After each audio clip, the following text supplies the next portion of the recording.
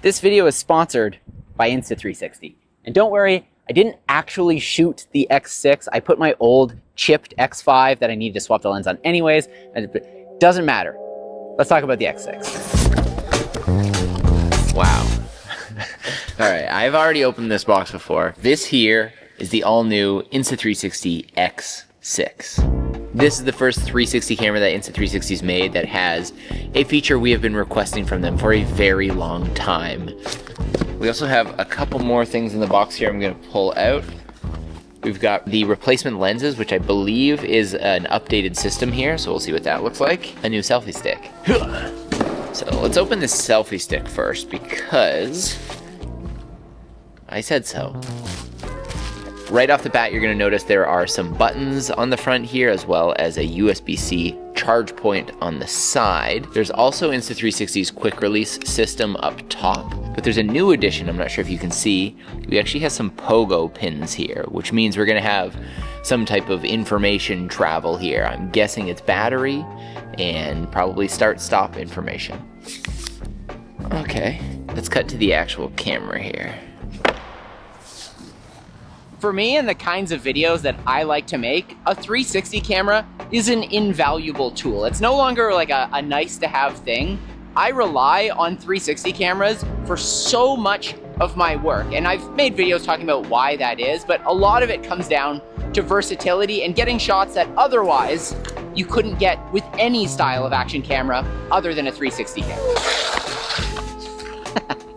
Well, maybe you agree. Maybe you love your 360 camera and you're thinking, well, is this new X6 really worth my money? Maybe you've been holding on to an X5, X4, X3, maybe an X2. I know Mark Bone is still on his 1X. And you might be asking, is the X6 worth it? So first off, let's dive into the specs. And then after that, we'll take it outside, give you a side-by-side comparison with the X5. And you can judge for yourself.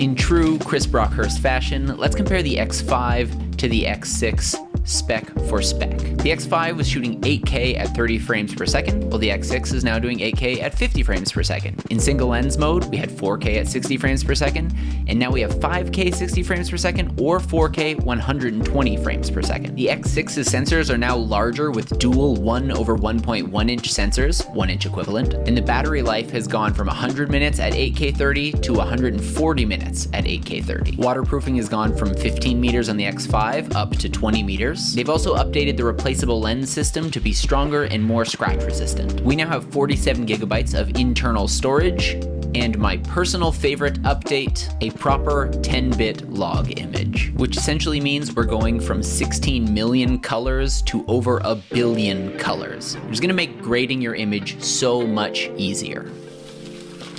But all of those extra colors are irrelevant if you don't like how the image looks. So let's take these two cameras out and we'll compare them side by side, and I'll let you be the judge.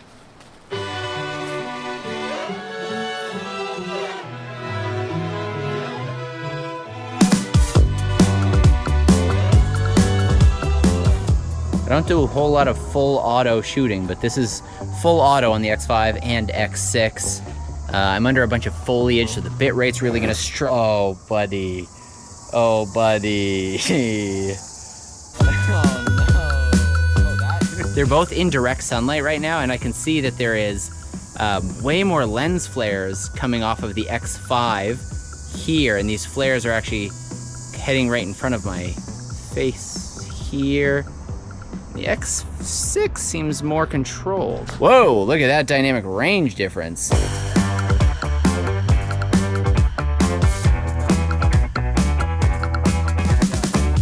Late night editor Jesse here. Next morning editor Jesse here. I was trying to tell you that I found some bugs in the beta software where I was getting this kind of macro blocking and color bleed through.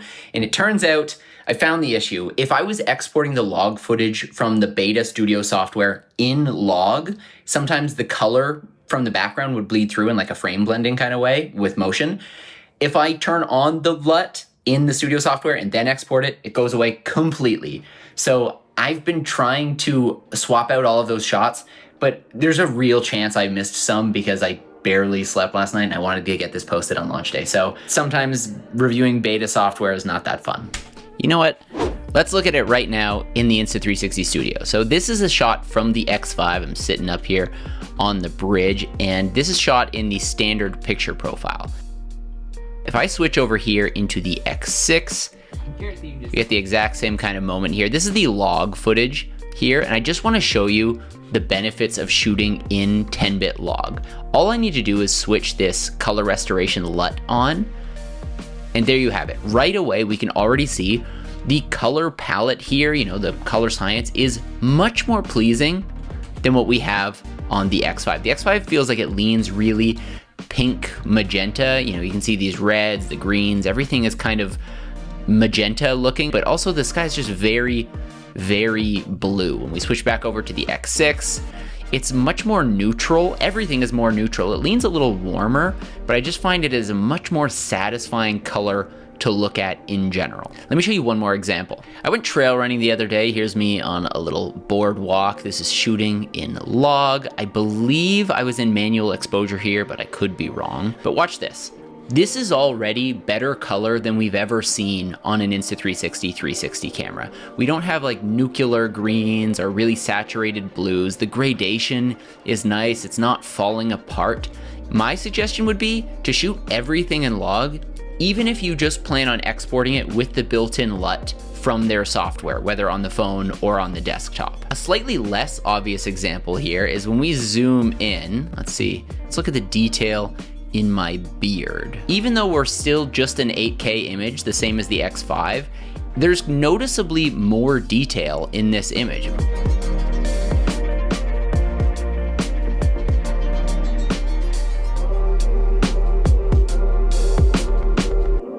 Here on the X6, we now have the first real design departure that we've seen from Insta360. From the beginning, this is their 1X here, they've used this kind of like chocolate bar shape, though year over year, let's see, we move over to an X3 here, they've gotten a little bit thicker, a little bit taller, a little bit wider, and then by the time we're over at X5, they've gotten quite a bit taller, definitely chunkier, certainly compared to the 1X, but in general, they've kept this same kind of pencil chocolate bar design. Now over here on the X6, the camera has gotten shorter, a little bit wider, and it's a bit more similar to what we've seen on cameras like the DJI Osmo 360 or the GoPro Max 2. However, one thing that they have kept is this really nice and tall display on the back rather than the wider, shorter display of the DJI and the GoPro. So the screen has gotten a little bit smaller. The aspect ratio has changed. It's not quite as tall. It is also wider, and they've really filled out the rest of the body here. And what that means is we no longer have the two dedicated buttons on the bottom of the camera. However, they've done something really interesting, something that I quite like, which is that they've added these two digital buttons on the bottom that have haptic feedback. So if you remember, old iPhones used to have something called 3D touch, where essentially the display itself can sense pressure, not just touch. Oops. So you'll see on the bottom, we have a record button and our mode button here. And if you just lightly touch them, like you would a normal touchscreen, nothing's gonna happen. However, when you give it a little bit of an actual press, it has both a haptic feedback when you press in and when you let go. It's got this nice like boop, boop feeling, and that's gonna engage all our different settings and let us switch between, you know, photo, video, night mode, stuff like that. And then same thing with the record button. You just give it an actual press like a physical button, and then when it's time to record, same thing, a physical pressing of the screen in order to stop it. Oh no. It just started raining, but I wanted to quickly tell you about a couple of new software features here on the X6. And if you've used Insta360 products in the past, you know the software is incredibly feature rich, and we've got a couple new ones here on the X6. The first one I want to talk about is called AI Director, and essentially this is like in-camera automated editing software. For this to work, you just film all day. At the end of the day, you plug in the camera and it's automatically gonna scan through the clips, find really cool moments, compositions, and things like that, and edit together a video for you. And for those of you who don't like editing or find 360 editing a bit overwhelming, that's gonna be fantastic. The other feature I'm forgetting the name of right now, but it essentially lets you scan a space, indoors, outdoors, and create a custom Gaussian splat. This is similar to the 3D Gaussian splat feature that we saw on the Anti-Gravity A1, but now we can do it with an X6 and the Insta360 software. Very cool stuff. Very not cool cicadas. I'm trying to talk here.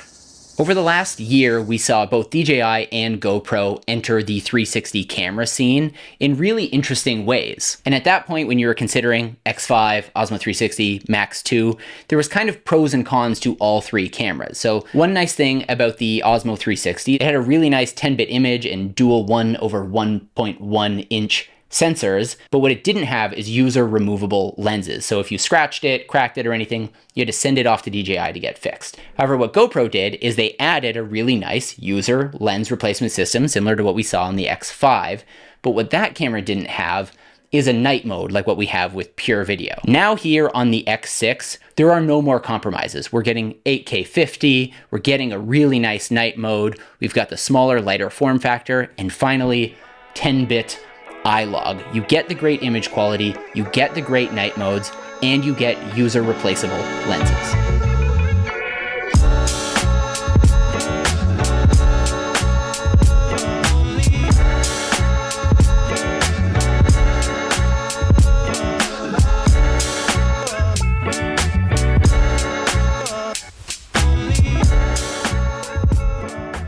Okay, so now that the sun is long gone, it's gotten pretty dark out, let's talk about pure video.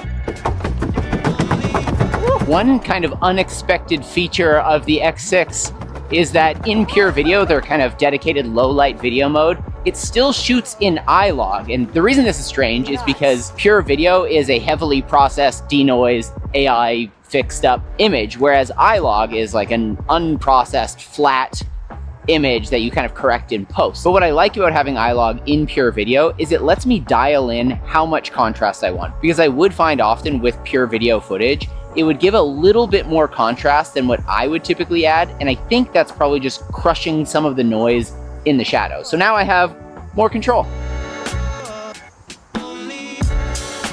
If you're somebody who's been using a couple generation Insta360 360 camera and you've been waiting for them to really up the image quality, especially if you're looking for 10-bit, I think you are going to love the X6. For a lot of you, the X3, X4, even X2, I've spoken to some of you, has acted as a workhorse for you, but you're just waiting for a proper step up in image quality. And we definitely have that here on the X6. That 10-bit log profile really gives you so much more freedom to color correct and choose what the final image is going to look like. In the past, people debated a lot about like who has the best color science, which picture profiles are the best one to use.